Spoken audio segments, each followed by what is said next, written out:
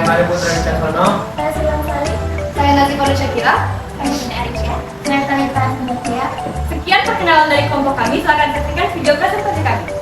Hakikat penduduk dan warga negara. Pengertian warga negara secara umum adalah penduduk sebuah negara atau bangsa berdasarkan keturunan, tempat lahir, dan sebagainya, yang memiliki kewajiban dan hak penuh sebagai warga negara tersebut. Menurut Gunirman Sumanto, warga negara sebagai anggota yang mempunyai kedudukan khusus terhadap negaranya, mempunyai hubungan hak dan kewajiban yang bersifat timbal balik terhadap negaranya. Sedangkan yang dimaksud penduduk ialah warga negara Indonesia dan orang asing yang bertempat tinggal di Indonesia. Peran warga negara sendiri terbagi menjadi dua arti, yaitu arti secara sosiologis dan arti secara yuridis. Arti secara yuridis ditandai dengan adanya ikatan-ikatan hukum antara orang-orang tersebut dengan negara atau keluarga negara yang bersangkutan sebagai status legal. Adanya ikatan hukum tersebut menimbulkan akibat-akibat tertentu, yaitu orang tersebut berada di bawah kekuasaan hukum negara bersangkutan. Sementara arti secara sosiologis ditandai dengan ikatan emosional. Contohnya seperti ikatan perasaan, ikatan keturunan, ikatan sejarah, dan ikatan tanah air. Dengan kata lain, ikatan tersebut muncul dari penghayatan orang yang bersangkutan.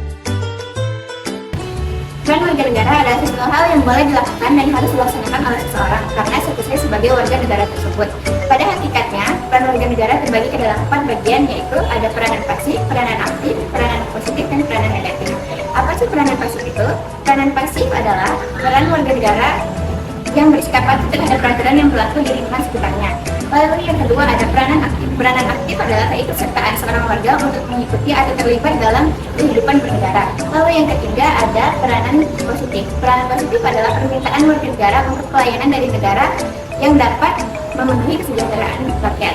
Lalu yang keempat atau terakhir adalah peranan negatif. Peranan negatif adalah permintaan warga negara agar negara atau pemerintah tidak ikut campur dalam kehidupan pribadi. Selain dari 4 peranan tersebut, tentunya warga negara memiliki peranan-peranan penting dalam bidang lainnya, yaitu 1. Peranan dalam bidang hukum. Peranan dalam bidang hukum sudah dijelaskan pada pasal 27 ayat 1 pada Undang-Undang Dasar RI tahun 1945, yaitu warga negara bersama yang kedudukannya dalam bidang hukum dan pemerintah itu wajib menjunjung tinggi dan pemerintahan itu tidak ada terkecualinya. 2. Peranan dalam bidang politik. Warga negara dapat berperan aktif dalam kegiatan politik karena adanya kebijakan politik yang mempengaruhi warga negara. 3. Peranan dalam bidang sosial budaya. Warga negara dapat berperan aktif dalam menghapuskan diskriminasi terhadap warga negara lain, baik itu dari segi suku, agama, ras, dan golongan. 4. Peranan dalam bidang ekonomi.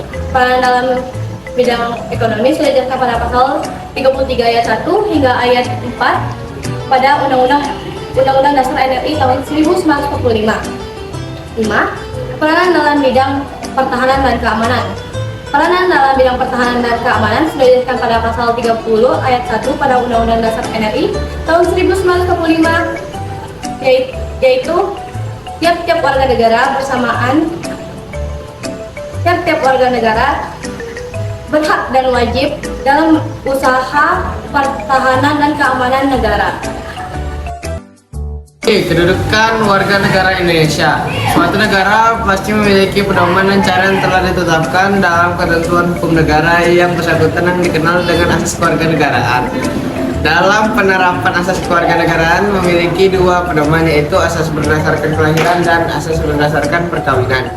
Asas lus soli atau disebut hukum tempat kelahiran atau law of the soil, yaitu asas yang menetapkan kewarganegaraan seseorang, tempat atau daerah di mana orang tersebut dilahirkan. Dan juga ada asas ius sanguinis atau keturunan hukum darah atau law of the blood.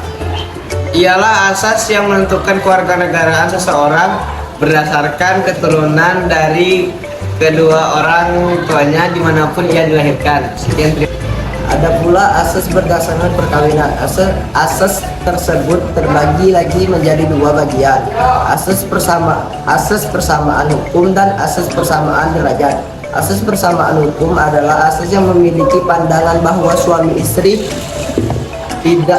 tidak ada keluarga yang memiliki ikatan kesatuan yang tidak boleh terpercaya sebagai inti dari masyarakat. Sementara asas persamaan derajat adalah asas yang memiliki pandangan bahwa perkawinan tidak menyebabkan salah satu pihak untuk tunduk secara hukum terhadap yang lain. Jika diamati dan dianalisis, di sebuah negara ada di antara mereka yang bukan warga negara atau orang asing di negara tersebut. Problem status warga negaraan meliputi 1. Apartheid. Apartheid adalah seseorang yang orang tuanya berasal dari negara yang menganut asas ius soli, lahir di sebuah negara yang menganut asas sanguinis. Yang kedua, Bipartite. Bipartite adalah seseorang yang memiliki keluarga negaraan lengkap. Dan yang ketiga adalah multipartite. Multipartite adalah seseorang yang memiliki 2 atau lebih keluarga negaraan. Dengan adanya status apartheid bipartite, maka di dalam suatu negara terdapat sistem bagi dipergunakan. Sistem tersebut dibagi menjadi 2 macam, yaitu sel aktif dan sel pasif. Sel aktif, seseorang dapat menjadi warga negara dengan tindakan-tindakan hukum secara aktif. Sel pasif, seseorang secara otomatis menjadi warga negara tanpa harus melakukan tindakan hukum tertentu. Setiap orang memiliki peraturan-peraturan sendiri-sendiri yang prinsip-prinsipnya bersifat universal yang dinyatakan di dalam Undang-Undang Dasar 1945 Pasal 28D ayat 4 yang menyatakan bahwa setiap orang berhak atas status kewarganegaraan.